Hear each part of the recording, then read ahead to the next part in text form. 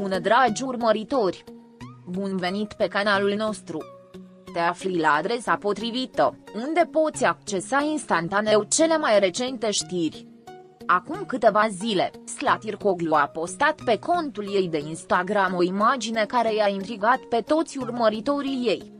Fotografia, însoțită de o frază ce părea desprinsă dintr-o analiză emoțională profundă, sună astfel: uneori, pierderea de sine te apropie de iubire. Această afirmație simplă, dar puternică, a atins coardă sensibilă în rândul tuturor celor care au urmărit relația actriței cu Halil Ibrahim.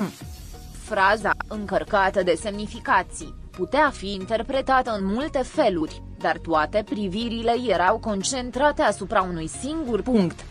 A fost aceasta o referire la dragostea pe care Slatircoglu și Halil Ibrahim au împărtășit-o. Comentariile și speculațiile despre relația lor au fost imediate. Distanța fizică dintre Slatircoglu și Halil Ibrahim nu părea să fi diminuat în niciun fel ceea ce împărtășeau în trecut, iar declarația lui Slatircoglu părea să sugereze că, în ciuda despărțirilor și complicațiilor care ar fi putut exista, dragostea lor a rămas intactă în adâncul inimilor lor. Mesajul lui Slatircoglu ar putea spune că, chiar și atunci când relațiile par pierdute în turbulența timpului și a distanței, în realitate, uneori acea distanță este cea care permite sentimentelor adevărate să strălucească mai clar. Ceea ce a fost cel mai frapant la postare a fost calmul cu care Slatircoglu și-a împărtășit gândurile. Nu au existat declarații dramatice sau gesturi mărețe, pur și simplu o declarație profundă, care pune pe gânduri. Prin distribuirea acestei fotografii, Slatircoglu nu numai că a arătat o latură vulnerabilă a sa, ci și un mesaj ascuns pe care doar cei care îi cunoșteau povestea cu Halil Ibrahim îl puteau înțelege. Imaginea a vorbit de la sine, arătând o latură a lui Slatircoglu care nu avea nevoie de cuvinte pentru a exprima ceea ce simțea. Era ca și cum i-ar fi lăsat un mesaj tăcut lui Halil Ibrahim, fără a fi nevoie să-l spună cu voce tare. Expresia uneori, a te pierde te apropie de iubire părea să rezume perfect complexitatea relației dintre Slatircoglu și Halil Ibrahim. Timpul și distanța fizică pot fi adesea văzute ca o separare, dar oferă și oportunitatea de a privi dragostea dintr-o perspectivă diferită. Slatircoglu părea să sugereze că, uneori, distanța temporară permite sentimentelor să se intensifice, permițând dragostei să se maturizeze într-un mod mai profund și mai semnificativ. Distanța fizică dintre ei nu a însemnat sfârșitul iubirii lor, ci mai degrabă posibilitatea de a o vedea dintr-o perspectivă mai clară. Într-o relație precum cea dintre Slatircoglu și Halil Ibrahim, distanța nu este doar fizică, ci și emoțională.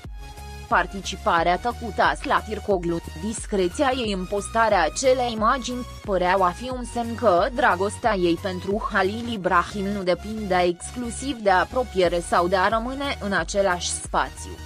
În loc să caute răspunsuri imediate sau soluții rapide, Slatircoglu arăta că o conexiune emoțională adevărată nu necesită întotdeauna contact constant. Uneori, cel mai important lucru este încrederea în ceea ce a fost împărtășit, în ceea ce a fost trăit și certitudinea că acea iubire este încă vie, chiar dacă nu este exprimată constant. Mulți fani au început să interpreteze mesajul ca pe o indicație că Slatircoglu era gata să lase în urmă complicațiile trecutului și să privească spre viitor alături de Halil Ibrahim. Deși relația lor nu fusese ușoară, se părea că Slatircoglu a văzut timpul petrecut separat ca pe o oportunitate de a clarifica ceea ce conta cu adevărat: dragostea pe care o împărtășeau.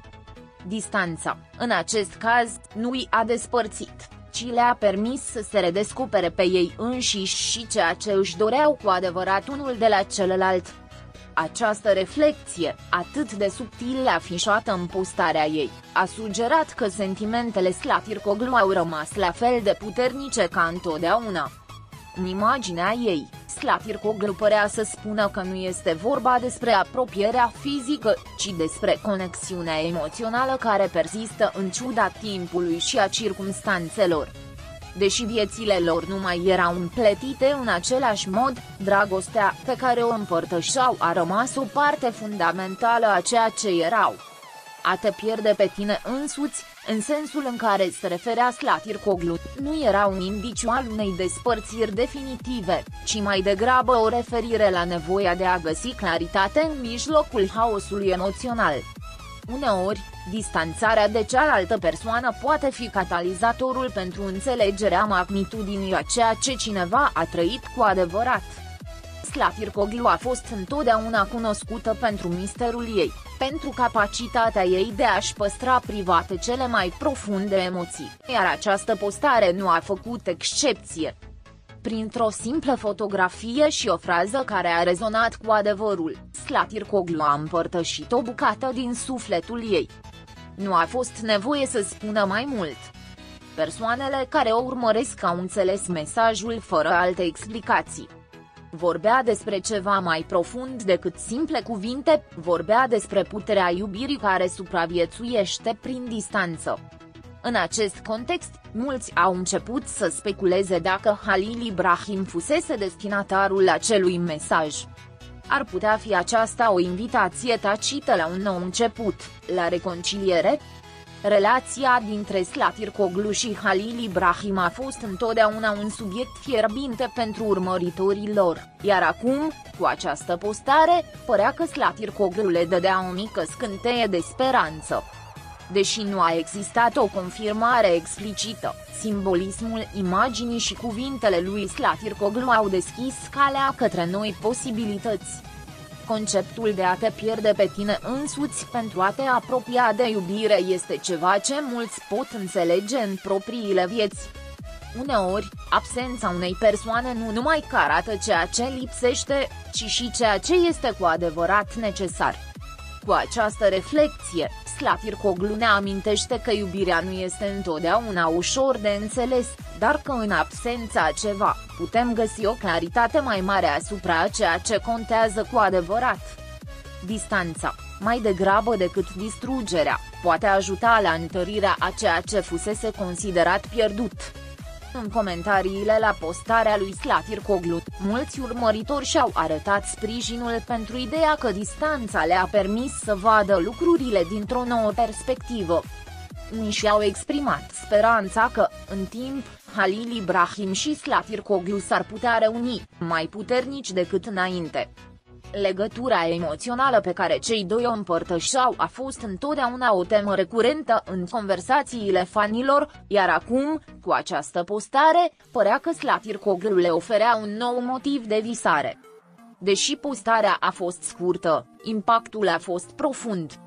Nu a fost doar o fotografie frumoasă cu un citat inspirator, ci un mesaj plin de emoție și semnificație. Slatircoglu spunea că, în ciuda a tot ce s-a întâmplat, dragostea pe care o împărtășea cu Halil Ibrahim nu va dispărea niciodată. Uneori, distanțarea unul de celălalt le-a permis doar să vadă mai clar ceea ce își dăduseră unul altuia în trecut. Și poate, doar poate, acea dragoste mai avea o șansă să fie reînnoită. În acest moment, mulți se întreabă dacă postarea Slatircoglu este un preludiu la o reuniune. Speranța fanilor rămâne intactă, deoarece cuvintele Slatircoglu par fi mai mult decât o simplă reflecție personală. Ele sunt o invitație de a continua să creadă în dragostea pe care au împărtășit-o odinioară. Distanța nu a fost un obstacol, ci mai degrabă o oportunitate pentru amândoi de a înțelege profunzimea a ceea ce au trăit împreună. În cele din urmă, adevărata lecție a postării lui Slatircoglu este că dragostea, chiar și atunci când pare pierdută, își poate găsi drumul înapoi. Uneori, trebuie doar să oferi sentimentelor spațiu pentru a deveni mai puternice, pentru a se redescoperi unul pe celălalt în tăcere și reflecție. Slatircoglu, cu fotografia și cuvintele sale, ne amintește că dragostea adevărată nu urmează întotdeauna o cale dreaptă, dar asta nu înseamnă că nu poate fi găsită din nou. Pascali.